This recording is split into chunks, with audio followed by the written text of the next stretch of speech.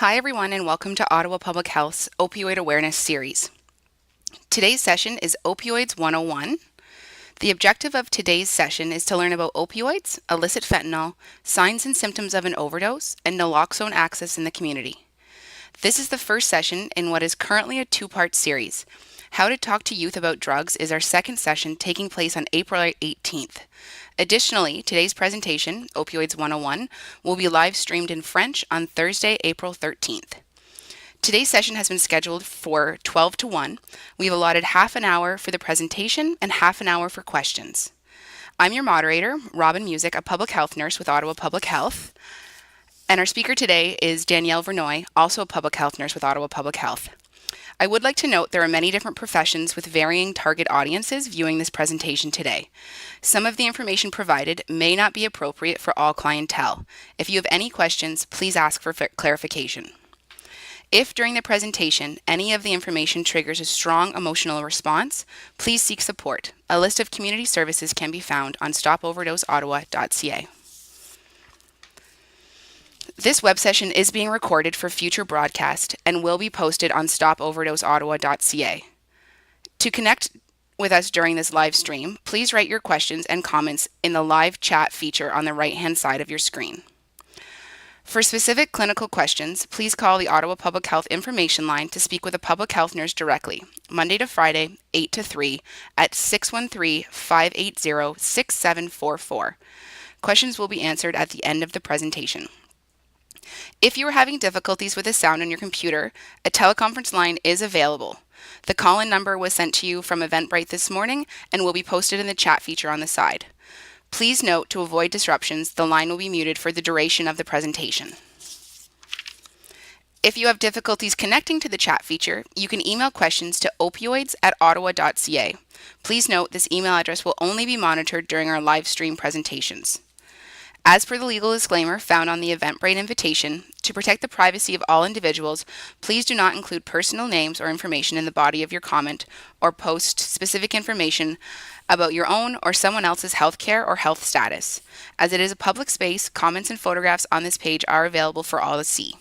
We reserve the right to remove comments for any reason as outlined in the legal disclaimer. At this time, I would like to welcome Danielle to start the session. Welcome, Danielle. Thank you, Robin. So let's start off with, what is an opioid? Opioids are a family of drugs that have morphine-like effects. The primary medical use for prescription opioids is to relieve pain. Other medical uses include control of coughs and diarrhea and the treatment of addiction and to other opioids. Opioids can also produce a euphoria, making them prone to misuse. Some people use opioids for their ability to produce a mellow, relaxed high, or for mental health issues such as anxiety or depression. Examples of opioids include morphine, codeine, such as Tylenol 3s and as a cough suppressant, oxycodone, found in Percocet, which is acetaminophen and oxycodone together, and OxyContin, which is just oxycodone, hydromorphone, also known as Dilaudid, fentanyl, and heroin. The use of prescription opioids, other than their prescribed medical purpose, is considered drug misuse. Opioids are one of the most common types of prescription drugs misused. What is fentanyl? Fentanyl is an opioid that is much more potent than most other opioids. Fentanyl is usually prescribed in a patch form as a painkiller for managing severe chronic pain or used in hospitals during surgical procedures. It is around 50 to 100 times stronger than morphine. This makes the risk of accidental overdose much higher, especially when used not as prescribed. There is also different fentanyls being made illegally and sold on the streets. This illicit fentanyl is a highly toxic synthetic opioid. Currently, we are seeing an influx of illicit fentanyl in both the pill and powder form. According to the United States Drug Enforcement Agency, the primary source of illicit fentanyl is China. Organized crime and independent dealers are able to buy the drug online and have it shipped across the border, with many Chinese manufacturers even offering free replacement if the first shipment is seized. Anything can be cut with fentanyl.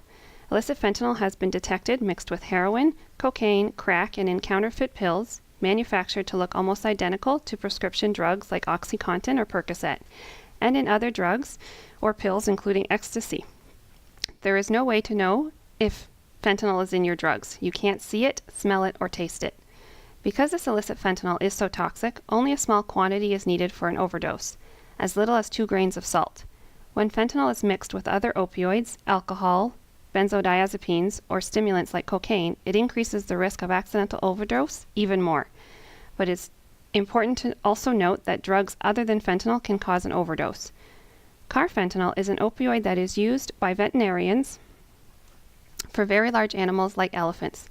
It is not for human use. It is approximately 100 times more toxic than fentanyl and 10,000 times more toxic than morphine. This means carfentanil can be deadly in extremely small amounts. Carfentanil has also been found here in Ontario. On February 13th, Ottawa Public Health and the Ottawa Police Services issued a joint alert to warn residents about counterfeit prescription medications. What's the risk with counterfeit drugs? Counterfeit pills can be manufactured to look almost identical to prescription opioids like OxyContin or Percocet and other medications. Obtaining drugs from a non-medical source, such as a friend, ordering online, or a drug dealer is a very risky and potentially life-threatening, as there is no way to know what is actually in them, whether illicit fentanyl or not, and how toxic they may be. Drugs should only be purchased from a local pharmacy or a medical professional. That being said, many people think prescription drugs are less harmful than illicit or street drugs, but they too can cause an overdose when not taken as directed. Unintentional opioid overdose and overdose deaths have been increasing across the country and locally here in Ottawa. In 2015, there were at least 205 emergency room visits related to unintentional drug overdose, and many more related to drug misuse and withdrawal. Between 2011 and 2015, 2/3 of unintentional drug overdose deaths were due to opioids.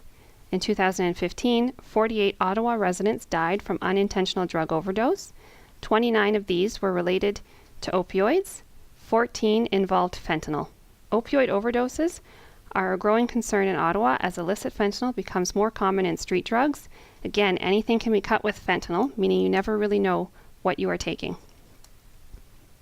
A key part of overdose prevention is being able to recognize the early overdose signs and symptoms. It is important to be able to recognize and know what to do if someone is on the nod. When someone is on the nod, or nodding off, or nodding out, they are actually really intoxicated or high and are at risk of overdose. These are some of the signs that someone is on the nod. The person's muscles become relaxed. Speech becomes slowed and or slurred. They look sleepy. You may notice the head nodding. This is when the head drops as if falling asleep, then spontaneously or with stimulation pops back up again. Someone that is on the nod responds to stimulation such as shake and shout, be able to verbalize and have a conversation, be able to walk around with or without help, and is breathing normal or regular. If someone is on the nod, they do not need naloxone, but they are at risk of overdose. It is important to stay with them. Make sure that they are responsive, still breathing normally, and in a safe space if they go under. Continue to monitor closely for the signs and symptoms of overdose. When in doubt, always call 911. An overdose is when a person uses more of a drug or a combination of drugs than the body can handle. The brain is no longer able to control basic life functions like breathing. Knowing the signs and symptoms of an overdose and having naloxone available can save a life while you are waiting for paramedics to arrive.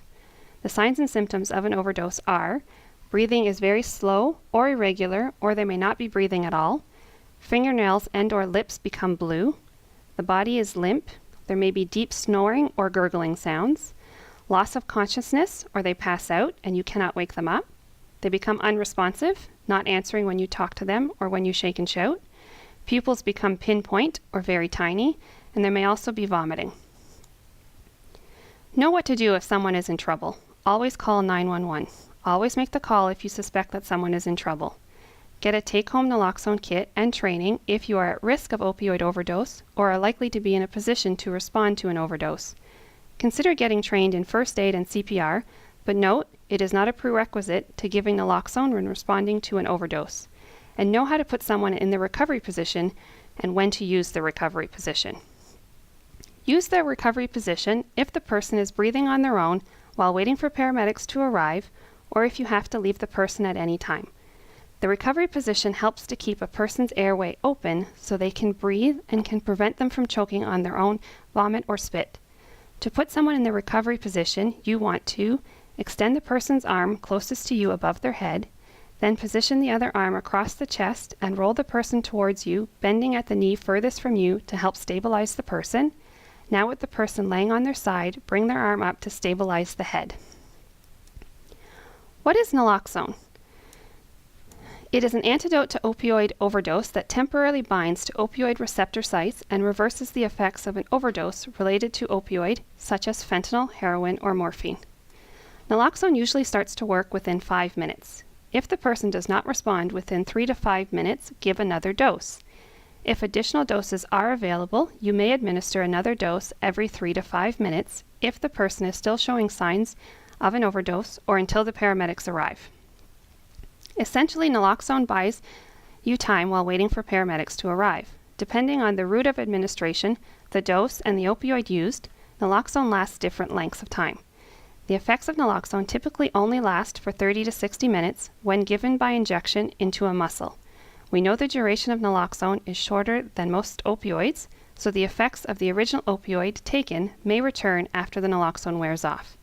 Repeated doses may be needed if the opioid is still in the body after the naloxone wears off. The overdose can return. This is why it's so important to call 911 in every overdose situation. Because anything can be cut with fentanyl, we recommend naloxone be administered for any suspected illicit drug overdose. There are no side effects to using naloxone when opioids are not present in the body. The only contraindication to giving naloxone is a previous allergic reaction to naloxone. Be aware, administering naloxone does not replace the need for emergency care. Always call 911 even if naloxone has been given and the person has woken up. Take-home naloxone kits. As seen in the picture here, the injectable take-home naloxone kit includes gloves, 2 ampules containing 0.4 milligrams of naloxone in 1 milliliter of solution, needles, a mask for rescue breathing, and the 5 steps to save a life reference sheet.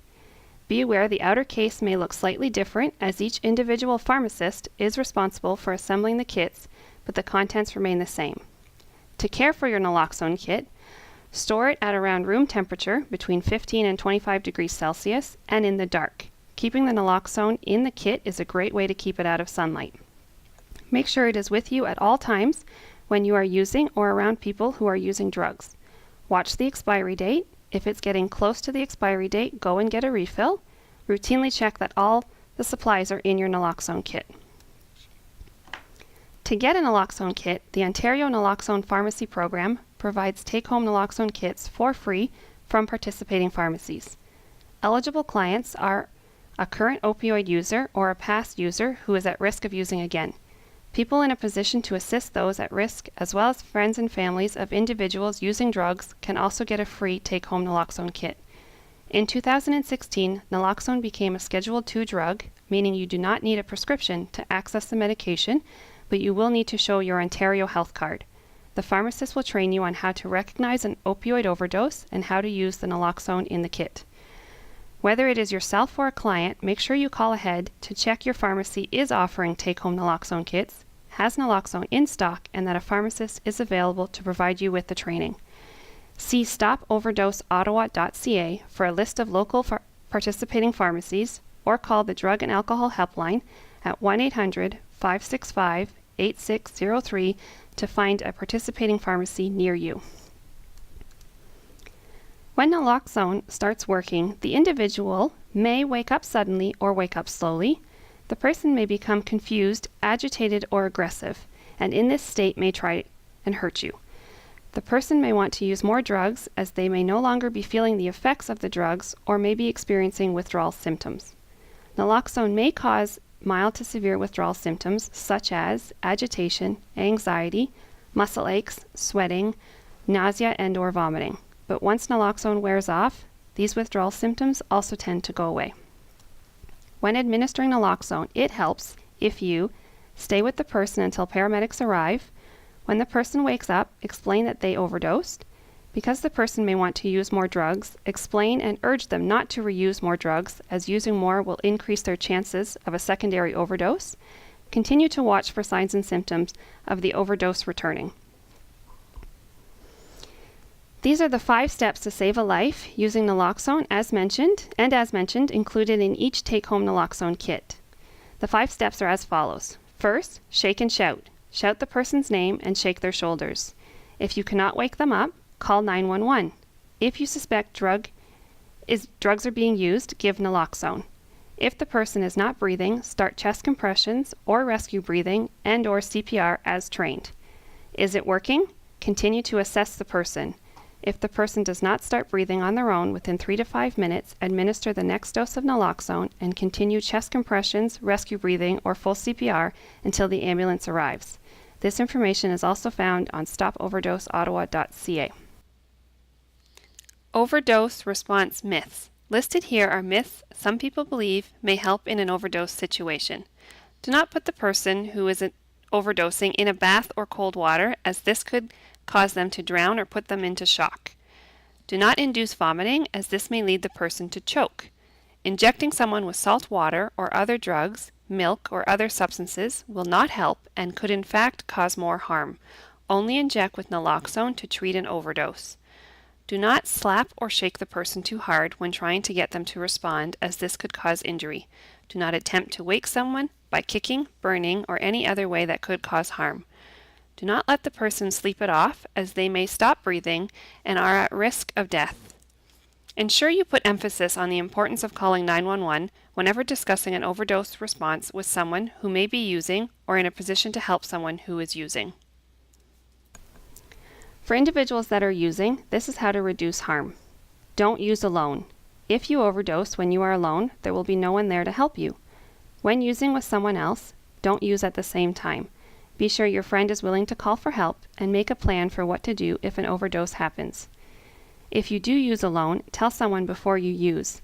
Leave the door unlocked and have someone come and check on you. Don't mix drugs with other drugs or alcohol. Mixing with other drugs puts you at higher risk of overdose. If you are going to mix, use only one drug at a time or use less of each drug. Go slow. The quality of street drugs is unpredictable. Fentanyl is being cut or mixed into both opioid and non-opioid drugs. Start using in small amounts and do testers, or test doses, to check the strength of what you are using. Carry naloxone. Naloxone is a medication that can temporarily reverse an opioid overdose. Naloxone is available free to people who use drugs and their friends and family. Know your tolerance. Tolerance is the body's ability to handle the effects of the drug being used. Tolerance to a drug develops over time.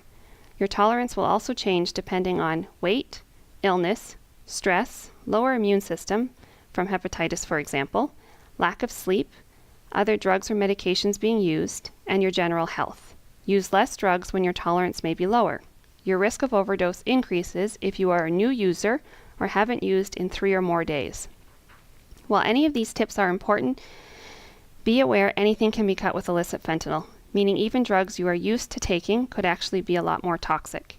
There is always a risk of overdose, even when all these tips are followed. Also note, these messages are not appropriate and intended for all individuals.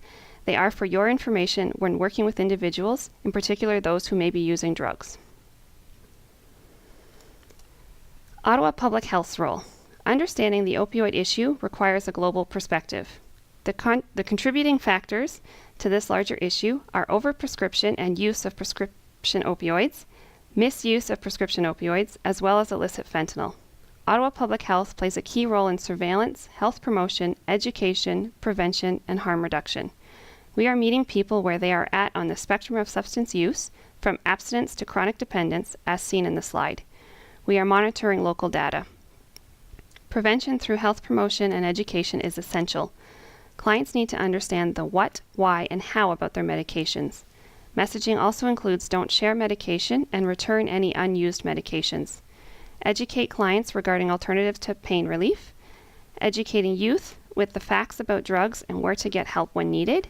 And supporting mental health promotion through positive parenting messaging and working with schools to help build the resiliency of students. Prevention also includes creating and supporting safe environments. Therefore, harm reduction becomes an important component. Ottawa Public Health offers harm reduction services for clients who use drugs. we launched the Peer Overdose Prevention Program, or POP as it's known in the community, on August 31st, 2012. We are also working with partners to expand access of naloxone to clients at risk of overdose and their family and friends. We are working in partnerships with many community partners. An overdose prevention and response task force was established in September of 2014. Currently, the task force membership includes Ottawa Public Health, police services, fire services, paramedics, hospitals, OC Transpo, the regional coroner, local pharmacists, the Champlain LHIN, and community health and resource centers. Since the inception of the task force, key activities in collaboration with members includes an early identification and notification of stakeholders related to high-risk drug situations, joint media and public awareness, promotion of naloxone training and access through the Ontario Pharmacy Naloxone Program and Ottawa Public Health Peer Overdose Prevention Program, and the launch of the StopOverdoseOttawa.ca website. Ottawa Public Health also initiated an enhanced response on February 23, 2017, and efforts have primarily focused on the following: messaging about opioids and overdoses, developing an interagency opioid overdose cluster response plan, developing a real-time overdose surveillance system for Ottawa, and working with the Mayor's Office, the City Manager's Office, and other municipal and community partners to develop a broader Ottawa plan to address opioid overdose risks. Various resources have been developed and are available on the StopOverdoseOttawa.ca website. This is the website where you will find everything we presented today and more to increase your knowledge on opioids.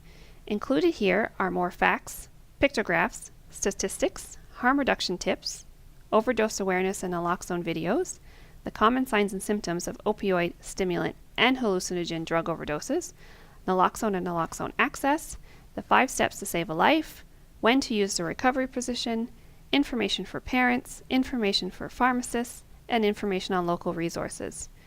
We would also like to invite you to visit the ottawa.ca/Stop Overdose Resources website, where you will find more information and resources for health professionals, including opioid print materials like the fentanyl fact sheet, overdose awareness and signs and symptoms of an opioid overdose posters, a list of Ottawa pharmacies participating in the Ontario Naloxone Pharmacy Program, a list of mental health and addiction services, as well as reports such as the Drug Overdose Death Report, the Problematic Substance Use Report, and the Ottawa Student Drug Use and Health Report. More information specifically for parents has been developed at parentinginottawa.ca/Stop Overdose. I would like to thank you for joining us today. We'll now pass it back to Robin. Thank you very much, Danielle. I do apologize for the technical difficulties and really appreciate you sticking with us. As Danielle mentioned, we'll now be reviewing questions from the live chat and emails. Please feel free to continue sending additional questions during the question period. If we do not have time to answer all the questions, or if we don't have all the information at this time, we will connect with you following this live stream to provide an answer. I'm going to start with a question submitted through our live chat. How long after digestion of fentanyl will it take to show signs of an overdose for a non-user? It depends on how it was digested and the route, the path, and it depends on the individual. So every overdose is different, so it depends how strong it is, how quickly it goes through the system for them to feel the effects. So again, it's hard to say. There's no specific number. Perfect.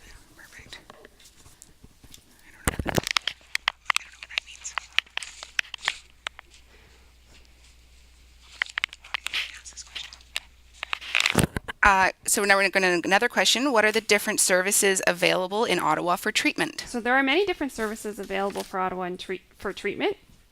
For the answer to this, I'd like to direct you back to the StopOverdoseOttawa.ca website, as it has a list. If you go to the ottawa.ca/StopOverdose resources website, it also has a list of all the mental health and addiction services. There's a document that lists them all and how to contact them.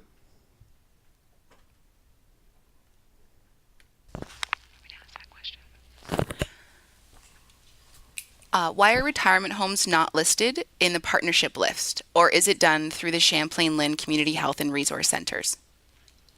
Because some retirement homes are private, some are part of the Champlain Lynn, so it's a partnership that we're working with everyone on.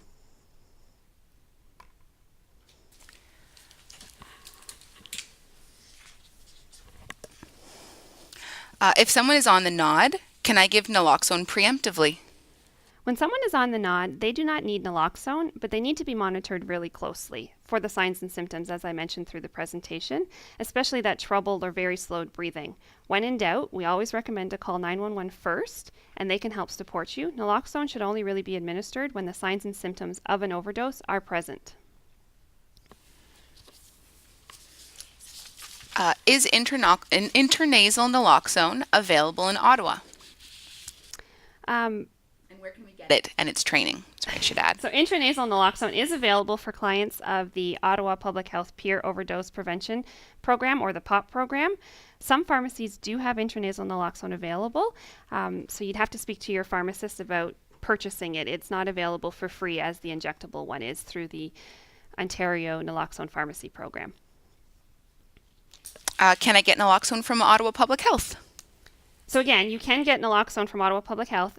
If you are a client from the POP program or the Peer Overdose Prevention Program, you'll get training from the nurses at Ottawa Public Health if you are a client. Or again, you can get naloxone from pharmacies participating in the Ontario Naloxone Pharmacy Program, and the list is on the stopoverdoseottawa.ca website for those that are participating.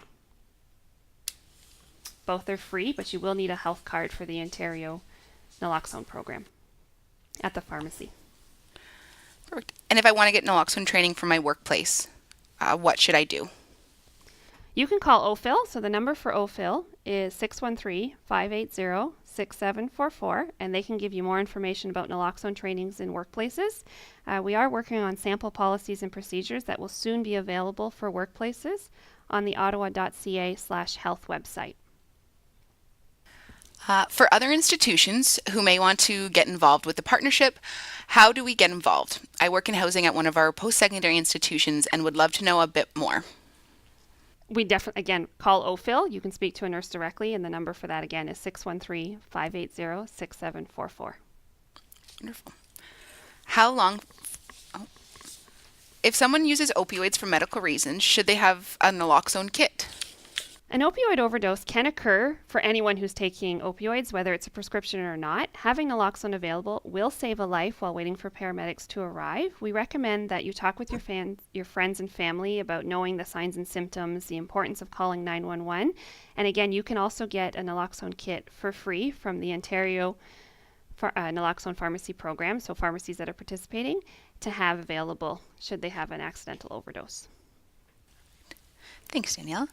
How long for someone who is a drug injector to see signs of overdose? Again, it varies. Everybody's different, and it depends on the strength, the route. There's a lot of factors that come into play with that, so we can't give a definitive answer to the length of time. And we have another question here. Does naloxone expire? So it does expire. Typically, we're seeing anywhere between a year to 2 years. You want to be checking that naloxone expiry date regularly. If it does expire, take it back to the pharmacy, and they can give you a refill. Or if you're a client of the POP program, you can bring it back to them as well, if that's where you got it. Perfect. Thanks, Danielle. An email question here. How will Ottawa Public Health get real-time data like they're doing in other places? So Ottawa Public Health is working closely with partners to get data in a timely manner. We are working on a plan, and we're also working on a plan to ensure that when we release this real-time data, or the data that's more up to date, that it's easily understandable for the public. Great. And I have a question here. I might need Karen to clarify just a little bit. If we're trained by Ottawa Public Health for nasal naloxone, do we not get a kit for that? She's asking about the POP program out of our sexual health center. If you're a client of the POP program and they give you training, then they would provide you with a naloxone kit, but you'd have to be a client of the program. Wonderful. Karen, please let me know if that didn't answer your question. I'll take another question here. Are signs of opioid overdose different than other drugs? So opioids are considered part of the depressant category of drugs like alcohol or benzodiazepines. Stimulants like cocaine or hallucinogens like LSD. With those overdoses, sometimes we see seizures, so that's one of the differences. But regardless of what type of overdose it is, or even if it's an opioid overdose, they never look the same. So even from one person to another, they could vary. The signs and symptoms presented today, they're a general description of an opioid overdose. It does not mean that you'll see every one of those signs when there's an overdose. The key message here is to make sure if you're in trouble, call 911, and if you suspect that drugs are involved, administer naloxone, as there's no harm in administering naloxone even if opioids are not present. I've heard about the Good Samaritan Act possibly being changed so that people can't be charged if they were using drugs if they call 911. What do you think about that, or can you explain that a little bit? So, reducing barriers and fear related to calling 911 for medical assistance is important, and it's a message that we're trying to promote with youth. So, we want to make sure that everybody gets the help as they need. So, we support this change in the Act as it should decrease some of the barriers to calling 911 when someone's in trouble for fear of punitive consequences.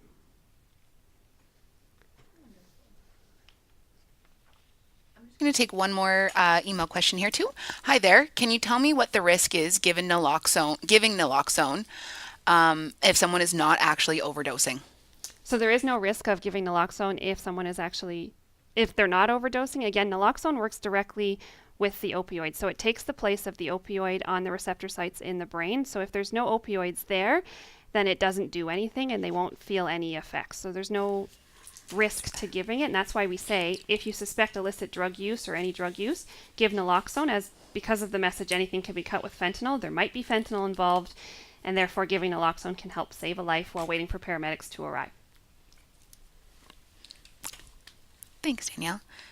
Is Ottawa preparing for a situation similar to the one in BC or Alberta with mass overdoses and possibly deaths in one night?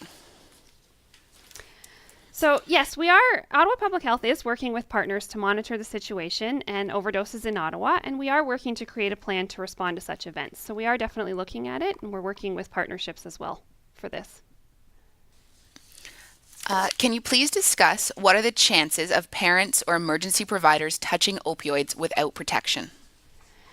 So part of the naloxone kits, there is gloves, so always use gloves. If you suspect illicit drug use, we always recommend to use gloves. It's part of the universal precautions, and just don't touch anything that you don't know what it is, and wait for paramedics to arrive. And if they're vomiting, so sometimes there's vomiting with an overdose, and that's why there's the mask for rescue breathing to help prevent any vomiting coming into contact with you if you're doing rescue breathing. And I will put it out if anyone has any more questions. We'll just give it a few minutes here. In the case of Canada, do we know what killed the teen? Have these drugs been found in other places in Ottawa? So yes, counterfeit pills have been confirmed in Ottawa. And as mentioned by Ottawa Public Health and Ottawa Police, they did release a joint alert warning the public regarding these counterfeit pills. They're not just in Canada, they're all over the city, and they're all over in general. Police also did confirm the pills found near the teen who overdosed were laced with fentanyl. Did that answer the question? Thanks, Danielle. What are the signs of actual drug use, i.e. powder, residue, grinders, blue residue around nose in the case of snorting, etc., in youth? This is helpful information for parents who are unaware of what drug use looks like. So we're going to talk a lot more about that during the next session. So next Tuesday, April 18th, is where we're going to address and hopefully answer all your questions regarding that.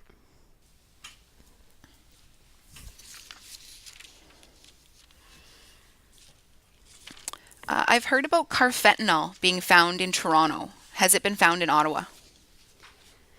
So at this time, carfentanil has been confirmed to be found in Canada, and most recently in seizures in Ontario, like the one in Toronto. But other illicit fentanyls have been found here in Ottawa and in the surrounding areas. Are there any training for schools at this time?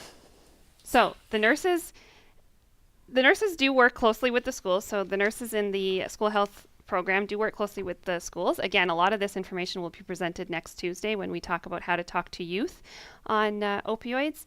But there is definitely things that the nurses, Ottawa Public Health is working with the schools and the school boards directly to make sure that everyone has this information and is aware of what's going on.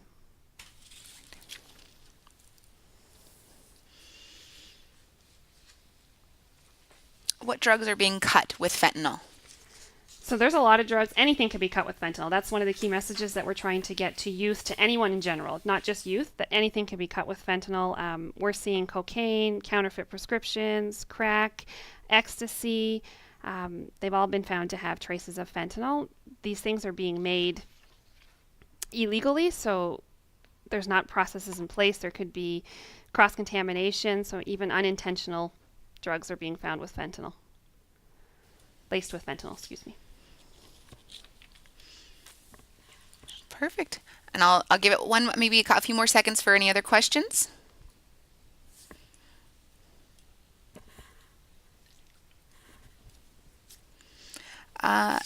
Thank you very much for all of the insightful questions and for attending today's live stream. This is the first time we at Ottawa Public Health are running a web series using YouTube. We'd greatly appreciate any feedback or comments you have in the evaluation that will be sent through Eventbrite following this presentation. Your feedback is incredibly valuable for us and ensures we are meeting your needs for future presentations.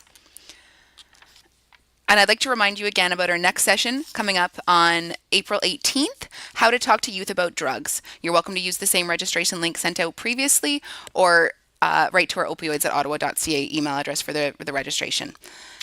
This wraps up our first session. We would like to thank you again for tuning in with us today. We hope you're able to join us for the next session on April 18th, Talking to Youth About Drugs. Thank you very much.